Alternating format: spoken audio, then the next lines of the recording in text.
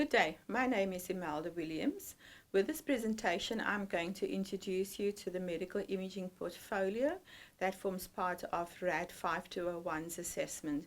I will talk to you through the type of assessments that needs to be included, the case reports, as well as the final submission for the medical imaging portfolio.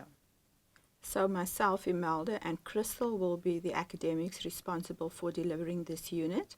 And here you have our contact details. The best way to contact us will be by email, and I've provided both myself and Crystal's email contact details. Again, just a reminder about the unit objectives. I'm not going to go through all of that, but with the medical imaging portfolio, all of the objectives listed will be covered. So again, the unit guide is a very good resource. So start with that because it will have information about the medical imaging portfolio, and of course the information will be available on the Moodle site. The image interpretation manual is really a very good resource, and then as mentioned in the introduction to the unit, there will be a number of ebook resources, so please use those resources as you work through the material. You will also have some formative assessments to assist you, and then there will be a video recorded presentations. So the overall weighting for the clinical portfolio is 25%. There should be a minimum of 25 cases, and for the plain radiographs, this should cover a range of body regions. So we're covering here the upper and lower limbs, the pelvic and shoulder girdle, the chest and the cervical spine.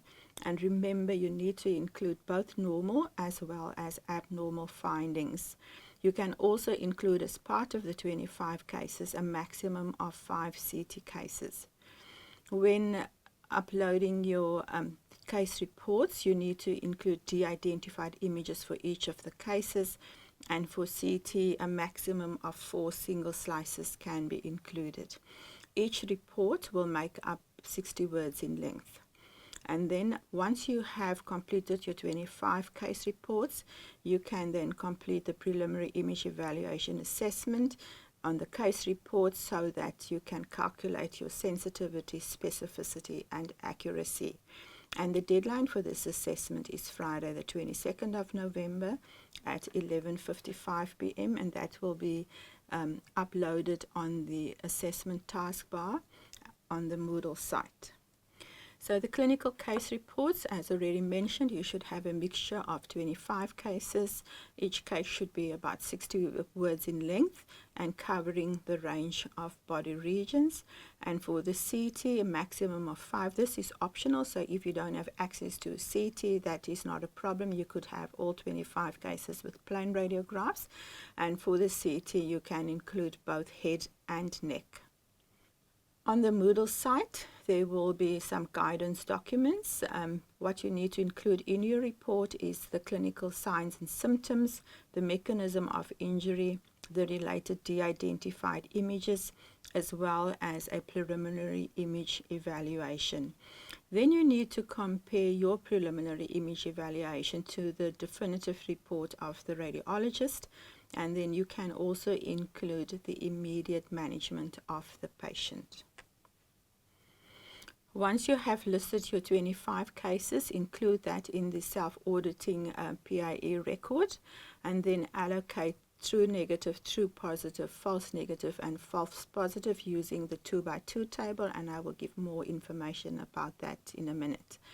Sometimes you need to use fractions, so use your own judgment. For example, if you have a patient for a cervical spine and there is a fracture, and you report it as a fracture, and the radiologist also reports it as a fracture, but the radiologist report also mentions chronic appearances of the neck. Remember, the main objective of the PIE is to answer the clinical question. So if the clinical question is exclude a fracture and you've identified a fracture, that is a true positive. And then you need to summarize your results in a proposed spreadsheet and calculate the sensitivity, specificity, and accuracy. I've put together a sample that you can use to capture all of your case reports. So for example, I've included here the C-spine, shoulder, wrist, pelvis, knee, and CT head and neck. You of course need to expand this so that you have 25 case reports. You then need to allocate whether it's a true positive, true negative, false positive, or false negative.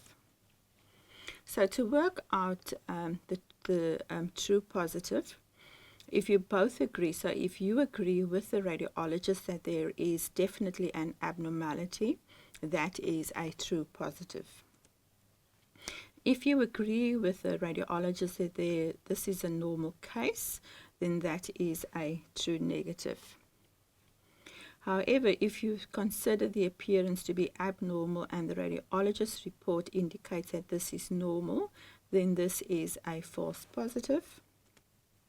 And if you consider the appearance to be normal and the radiologist's reports identified as an abnormality, this will be a false negative. And that is then how the 2x2 table should look. So you would then plot in all of your true positives, all of the false positives, false negatives, and true negatives. It is not always clear-cut that you are 100% sure that what you are seeing is an abnormality. Sometimes you might consider that it's probably or possibly abnormal, and that would still be a true positive. With a true negative, if you think that it's possibly normal, that will also be a true negative. When you identify that there is an abnormality and the radiologist says it's normal and you think it's probably abnormal or possibly abnormal, that will be a false positive. And if you identify that the image is definitely normal or possibly normal and the radiologist identify the abnormality, that is a false negative. So once you have completed the 2x2 table, you can now calculate the sensitivity, specificity, and accuracy. And I've given you the formula to work that out.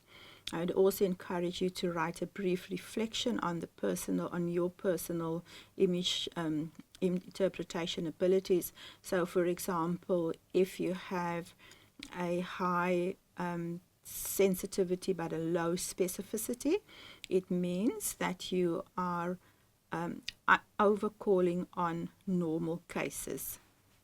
So with sensitivity, it's important to try to keep it as close to 100% so that you can accurately identify abnormal cases, and you should have a few false negatives.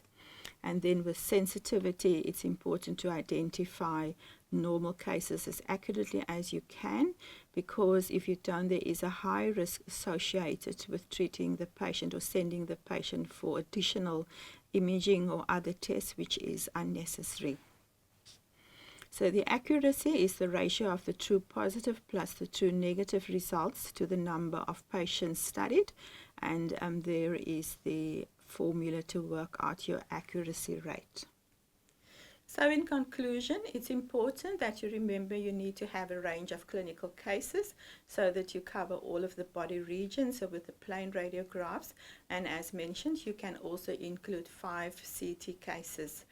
There must be a range of normal as well as abnormal cases because you need to work out your sensitivity, specificity, and accuracy. And then importantly, if you need any support, please contact us if needed. And I wish you all the best with this unit. Thank you.